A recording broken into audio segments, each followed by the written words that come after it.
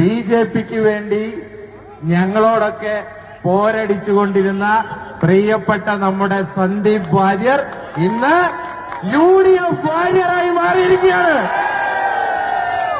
ആ സന്ദീപ് വാര്യറെ ഒരു വലിയ കരഘോഷത്തോടുകൂടി UDF സ്വാഗതം ചെയ്യുന്നു.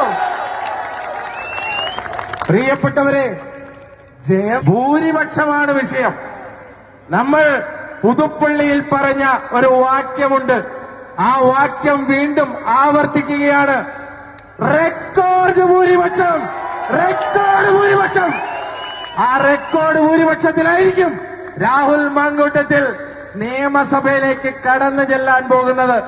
പ്രിയപ്പെട്ടവരെ, രാവിലെ 5 മണിക്ക് കേരളത്തിലെ ആഭ്യന്തര വകുപ്പ് മന്ത്രിയായ പിണറായി വിജയന്റെ നിർദ്ദേശപ്രകാരം, P. ശശിയുടെ നിർദ്ദേശപ്രകാരം, അജിത് കുമാറിന്റെ